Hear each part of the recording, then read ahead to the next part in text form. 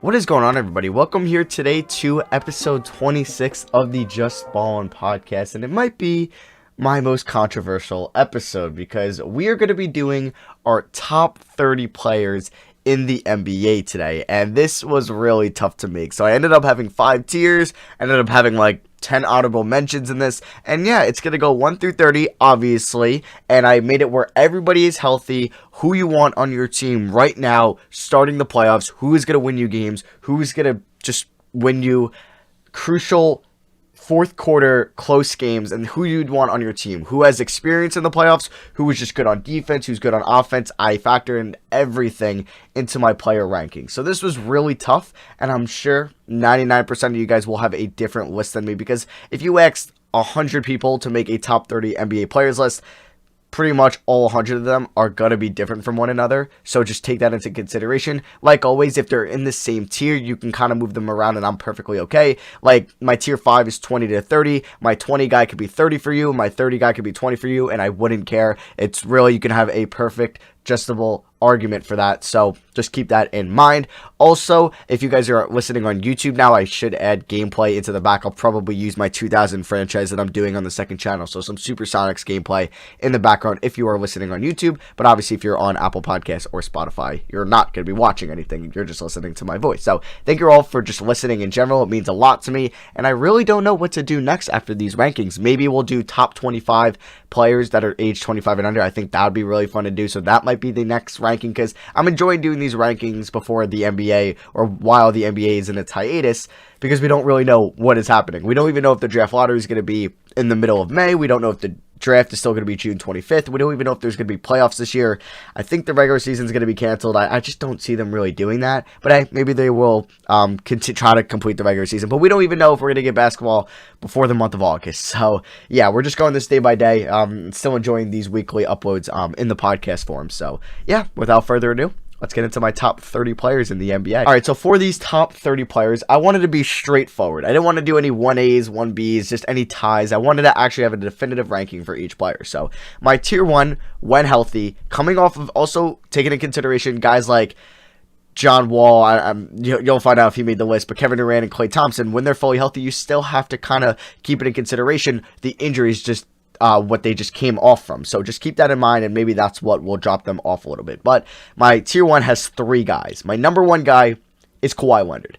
And it was really hard to bounce between these other 2 that I had at 1, and you could probably guess those guys. But yeah, 1, I had Kawhi Leonard due to a couple reasons. He's probably went on the best perimeter defender in the top 30 on my list, and probably in the NBA. He's up there with Marcus Smart, Ben Simmons, and a guy I'll mention in a little bit. But he is probably the best perimeter defender, and you would want, if you're going to have a guy that is one of the best offensive players in the league and you need one guy to maybe slow him down, you're using Kawhi Leonard. That's why LeBron was just scared. You know that video of him at the free throw line for the Heat, and he saw Kawhi coming in, because Kawhi is one of the best defenders of all time, and he is an incredible perimeter defender, probably the best in the NBA. That is the main reason why I had him at number 1, but not the only reason. The other one is he's coming off the Finals MVP. So he was the best player on the best team last year. And you have to take that into consideration. Pretty much every team he's been on for majority of his career has been good. That one year where he did get hurt in San Antonio, it was looking like that was going to be a series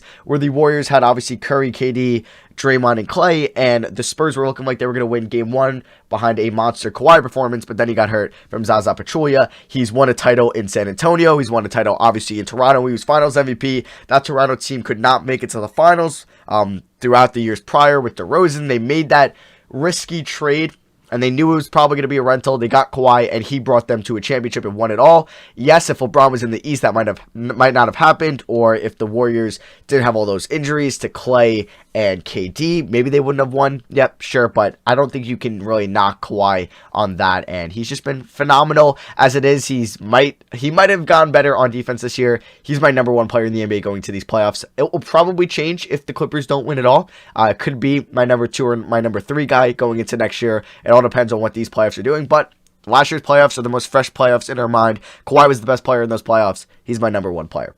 My number 2 player is LeBron James. Now, LeBron James obviously had the worst year of his career record-wise last year, pretty much since his rookie year. So You want to knock on him for that? Sure. That's maybe why I didn't have him won, because Kawhi is the reigning finals MVP, and LeBron didn't even make the playoffs last year. And he had his first major injury with the groin injury, but it's still LeBron freaking James. He's on the best team in the Western Conference, and I think that Lakers team has definitely overachieved this year. A lot of people thought that they'd be around the 3 or the 4 seed, and definitely not this good, the second best team in the NBA good, and they might be the favorites to win it all. That might be, it's just where the Lakers are at, and it's mainly because of LeBron James. His defense has gotten a lot better this year. Maybe he's just trying a little bit more, but still he's proving that he's still an above average, or he's just a good defender. He's not an elite defender, but he's not an average defender. He's a good defender.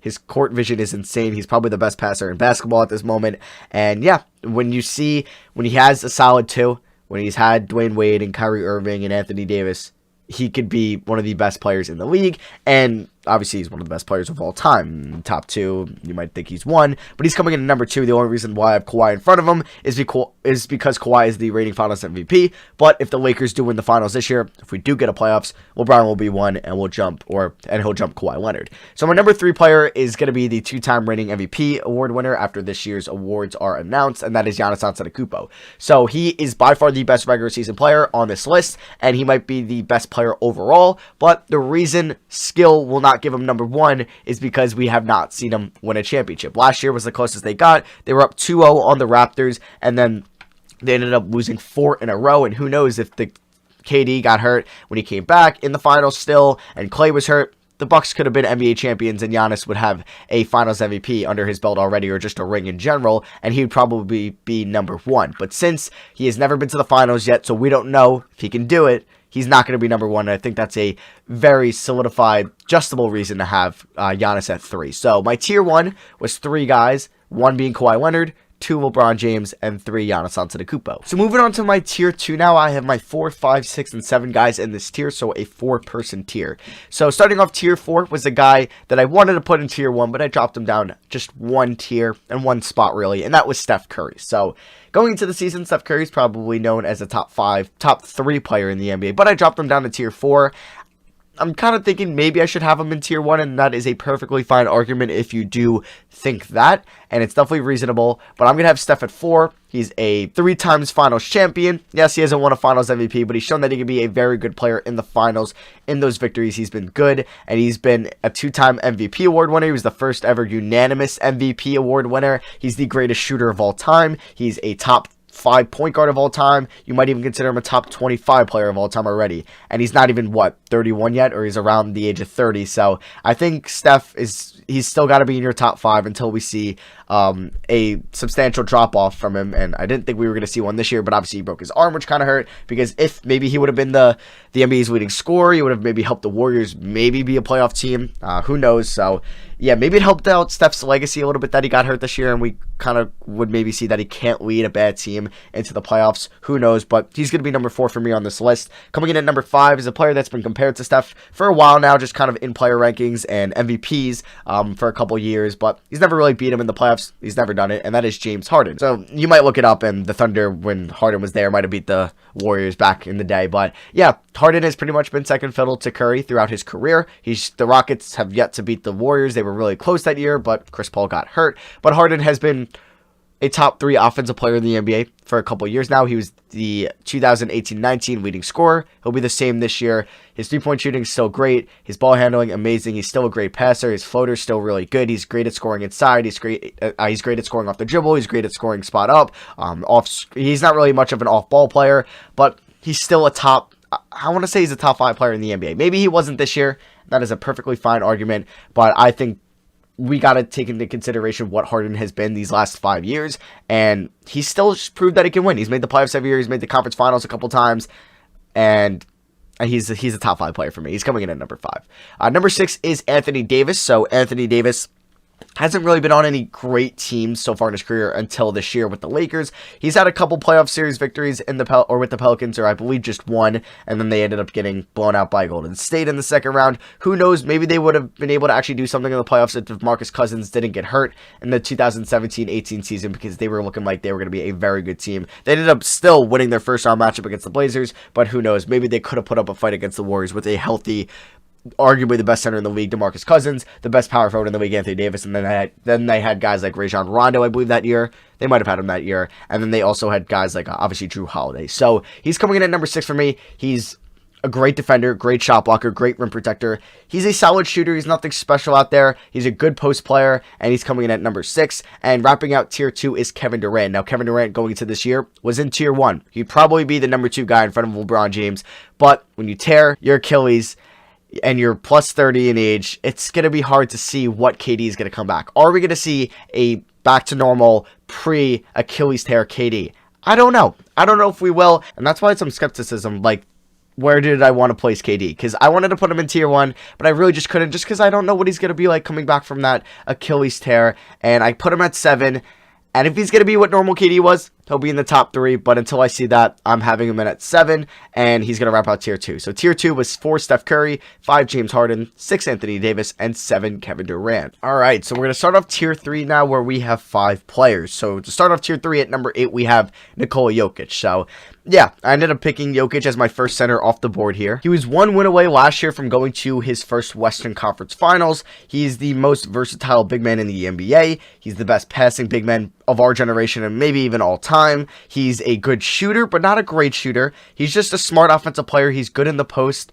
He's good at mid-range. He's good inside. He's a solid rebounder. Like I said, he's a great passer. And he has shown that he can win in the NBA. He was on one of the better regular season teams last year with the Denver Nuggets. Yes, they couldn't go to the conference finals, but it's showing that he can at least lead a good team and be the best player on a 50-win team, and I think that means something. And coming in at tier or player 8, we don't have a lot of finals champions behind him that are at his skill level, so or just guys that have led people to finals, and I think Jokic is at a good spot here at 8, and he's my 8th best player in the NBA. Coming in at number 9 is the guy I always compare to him, and that is Joel Embiid. The reason I had that is because neither one of these players have gone to the conference finals, and I'm going to take Jokic's playmaking over Embiid's defense probably. Yes, Embiid could probably give you 25 and 10 if he cares and wants to, and probably 2 or 3 blocks as well, but I think I'd rather have a wing be my number 1 scorer and Jokic be the secondary guy, and Jokic doesn't have to be the number 1 scorer to lead a team, because if Embiid's not the number 1 guy, his value kind of drops off a little bit. So I think Jokic, he could be the number 1 guy, he could be the number 2 guy, he could be the number 3 guy, he could just be the facilitator, the playmaker, the versatile guy with the DHOs, the pick and rolls, and I like him a little bit more. But it's basically like an 8A, 8B thing, but I ended up going with Jokic at 8 and Embiid at 9. But if one of them goes to the conference finals, or just the NBA finals in general, they'll be higher than the other definitively. So coming in at number 10, we're starting our double digits now, is Paul George of the LA Clippers. Paul George was a top 3 NBA player last year in the regular season. Then he hurt his shoulder, he missed some time this year, he wasn't great in the playoffs last year, and the Thunder, the 3-seeded Thunder, lost in 5 to the 6-seeded Blazers. We all know how that ended, and then he ended up getting traded to LA, but he's had some success. He's been to the conference finals before with the Indiana Pacers, then he was traded to OKC, and then had 2 first-round exits, which isn't great, obviously, for his resume, but he's still one of the better two-way players in the NBA, and he's going to come in at number 10 for me. Coming in at number 11 is a player that was in the conference finals last year in the Western Conference, and that is Damian Lillard. Damian Lillard has shown that he's probably the second best point guard in the NBA, behind Steph Curry, and it depends where you place LeBron and Luka Doncic, who we'll get to in a little bit. But Damian Lillard, he's been on a good team. He's led a good team. He's been a 28-7 guy for the last 2 years. He's phenomenal on the offensive end. His shooting is just incredible. He's probably the best deep range shooter in the NBA. Him, Steph, Trae Young, definitely up there, all up there. And he's coming in at 11 for me. And then wrapping out tier 3, number 12 is the guy I just mentioned, Luka Doncic. Now, overall, you might have Luka Doncic in the top 5, and that's an argument that can be made, but the reason I don't have that is because we've only seen 1 full season from Luka, and they were one of the worst teams in the NBA. This year, the Mavericks, they were going to make the playoffs, and it was going to be mainly led by Luka Doncic, which you want to give him some credit for that. Yes, and I have him at number 12, but until we see a playoff run from Luka Doncic, I really can't put him any higher. Will he be a defensive liability in the playoffs? Will his shooting maybe drop off? I don't really think so, but until I could see Luka go to the conference finals or get a playoff series victory where he looks like he's the best player on the floor, I really can't put him any higher than the guys I mentioned previous to him. So my tier 3 was 8 Nikola Jokic, 9 Joel Embiid,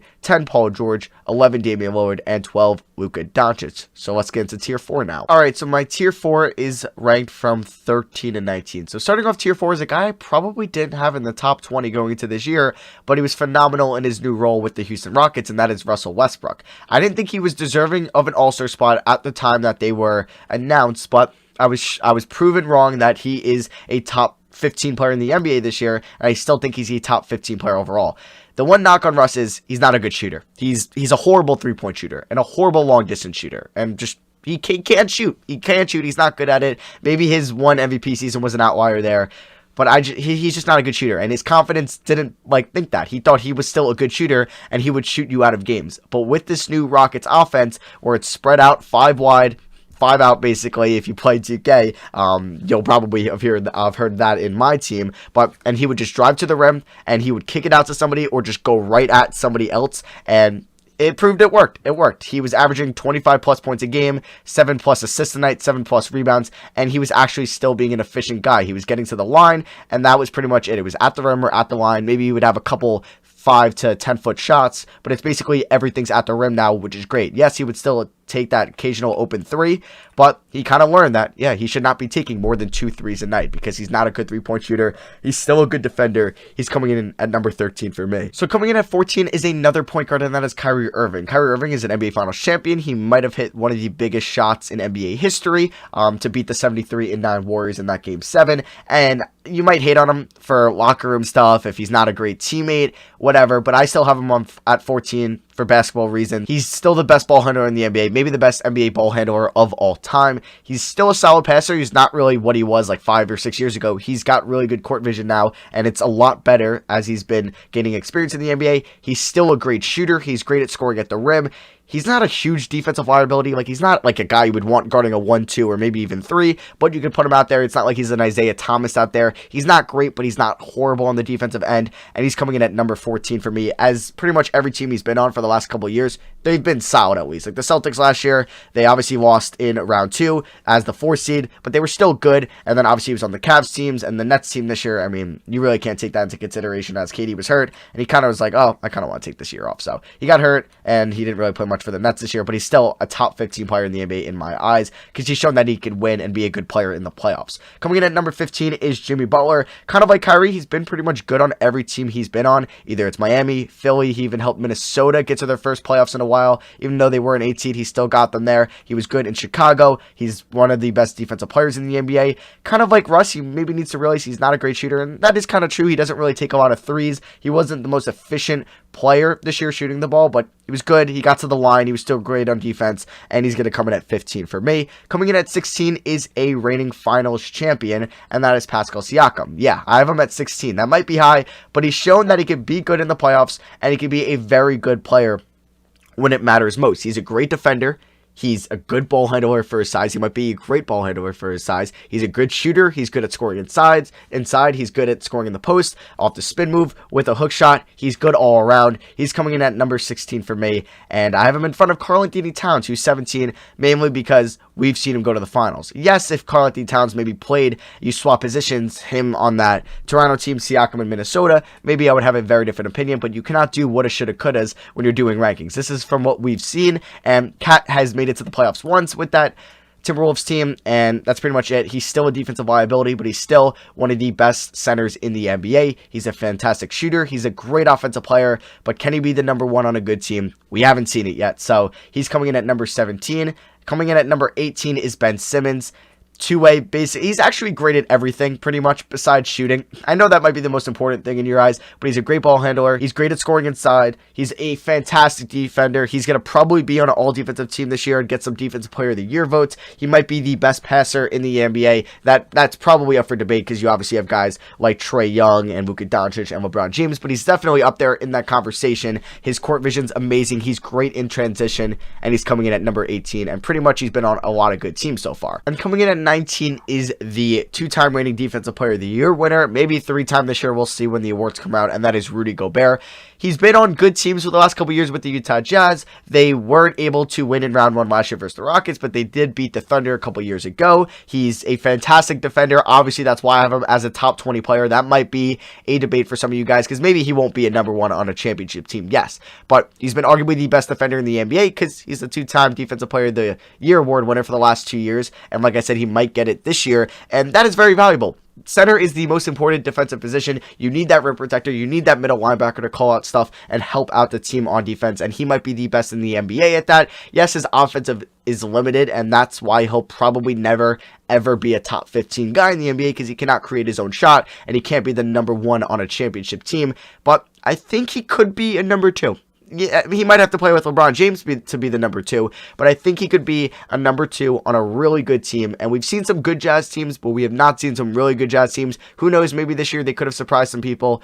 They kind of missed on their point guard this offseason. Maybe they should have got like Kemba Walker, Malcolm Brogdon, or even brought back Ricky Rubio, because Mike Conley hasn't been great. But who knows what we'll see from the Jazz in the playoffs. He's going to be 19, and if he wins Defensive Player of the Year, how can you not have him in the top 20? So my tier 4, 13 Russell Westbrook, 14 Kyrie Irving, 15 Jimmy Butler, 16 Pascal Siakam, 17 Karl-Anthony Towns, 18 Ben Simmons, and 19 Rudy Gobert. So my tier 5 is from 20 to 30. So coming in at number 20 is Klay Thompson. Pre-ACL tear, he'd probably be top 17, 100%, maybe even top 15. But yeah, I don't know what he's going to be like coming off the ACL tear. He's the second best shooter in the NBA. I think we can all agree on that. He's a top 5 shooter of all time. It's just the best shooter of all time is on his team. So he's out of the spotlight a little bit, but we still all know how valuable Klay is. He's probably one of the best catch and shoot players of all time. He's amazing off screen. He might be one of the best off the ball players ever, and he's a fantastic defender. I think that kind of gets overlooked as how good of a defender Klay Thompson really is on the perimeter, and he's pretty much been guarding the number ones on that Warriors teams, if it's a point guard or shooting guard, over Draymond Green, who's been a Defensive Player of the Year winner before. So Klay Thompson, the master of the 3-and-Ds, the best probably 3-and-D guy in the NBA, and he's coming in at number 20. Coming in at number 21 is Kemba Walker of the Boston Celtics. I was hesitant to put him this high, but I ended up leaving him at 21. We haven't really seen him on a good team till this year. Yes, the Hornets made that playoffs one year where they lost to the Heat, where they had that Ninja Turtle guy. Remember that series? Yeah. But he was never really like on a great team in Charlotte. He was never on a really good team in Charlotte. He was on like a solid team that made the playoffs, but they lost in round 1. But we finally saw him with a good head coach, with good players around him this year in Boston. And he was probably not the best player on that team this year. We'll get to that other player in a little bit. But Kemba Walker is still one of the best offensive players in the NBA. He's amazing off the dribble. His ball handling is amazing. He's good inside. He's coming in at number 21. Coming in at number 22 is Chris Paul. And yeah, I thought going into this year, Chris Paul would not be a top 30 player in the NBA, but he ended up being a top 30 player for me. He was an all-star this year. He might be an all-NBA player, who knows, because the Thunder did not have high expectations, and he's led them to be one of the better teams in the Western Conference. They probably will not get a series victory in round 1, depending on who they face, but unless it's like the Grizzlies or maybe the Mavericks, they're probably not going to win their round 1 matchup, but he's still a fantastic point guard. He's a great passer. He's still a good defender. He's probably the best mid-range shooter in the NBA. I'm probably not the best, probably the second best, with Kawhi being number 1, and he's coming in at number 22 because he's been so good for the last 15 years. So he's coming in at number 22. Coming in at number 23 is Bradley Beal, who is a horrible defender, but his offense is one of the best in the NBA. He's been on some good, solid Wizards teams. Nothing crazy. This year they weren't good. Last year they weren't good, obviously, because they are missing John Wall, but I do expect them to be back in the playoff conversation next year when John Wall is healthy. They'll add another lottery pick, and he's coming in at number 23. Coming in at number 24 is, like Pascal Siakam and Kawhi Leonard, a reigning finals champion, and that is Kyle Lowry. That's why I had him in top 25, because, you know what, he just won the finals last year, and he might have been the second most important player on that team, so I needed to give Kyle Lowry some love. He's still a great defender, great passer, good three-point shooter, plays a lot of minutes, even though he's getting up there in age, and he's a fantastic overall player, all-around player. He's coming in at number 24. So this was really hard. From 25 to 30, it was really hard, because once you get to the end, then you're going to have to leave out a bunch of guys, and like I said, I had 10 honorable mentions. So coming in at number 25 is Jason Tatum. Yeah, I already have him as a top 25 player in the NBA. He's a really solid defender, and he's getting into that really good category. He's a great spot-up shooter. His three-point percentage has been a career high this year. He's shown that he could be a number 1 on a good team, as the Celtics are the 3 seed, and he's been the best player on that team this year. I think he's been better than Kemba Walker, because he's been a really good defender. He's been their most consistent offensive player, because Kemba Walker did have some stretches where he was not as good. He's got to get his inside scoring to be a little bit better, but he's a good mid-range shooter. He's just a great all-around player. He went on that stretch where he kept scoring 30 points a game, and he's led the Celtics to be a 3 seed, and he's already been to the conference finals once in his career. Maybe it was an extremely weak Eastern Conference, but he still did it. He beat Joel Embiid and Ben Simmons that year, so he's coming in at number 25. Coming in at number 26 is one of the more underrated players in the NBA, and that is Chris Middleton. He's going to get very close to 50, 40, 90 this year. He's a good defender. He's the second best player on a historic team and a historic defensive team. The best team in the NBA, the Milwaukee Bucks, at this moment. He went to the conference finals last year, and I think we need to give Chris Middleton a little bit more respect. He's coming in at number 26 on this list. So far we have 20 Klay Thompson, 21 Kemba Walker, 22 Chris Paul, 23 Bradley Beal, 24 Kyle Lowry, 25 Jason Tatum, 26 Chris Middleton, and 27 Donovan Mitchell. So Donovan Mitchell, I debated putting him a little bit higher than Tatum, but I ended up going with Tatum above Mitchell. But Mitchell, he's been in the NBA for 3 total years, and he has made the playoffs every single year because the Jazz are going to make it this year. He's a really good defender. He might be one of the more underrated defensive players in the NBA, and he is 6'1". So he's a 6'1" shooting guard, and he's a really good defender. He's a good inside scorer. He's a streaky shooter, but he's an overall above average 3-point shooter, and he's an average player when it comes into efficiency. Like, he's usually around the average true shooting percentage, but so is Jason Tatum. And Jason Tatum's usually had a below true shooting on league average, but he's been great at a lot of things, and he's been a winner, and he's coming in at number 27 on this list. Coming in at 28 is a player that went to the conference finals last year, and that is CJ McCollum.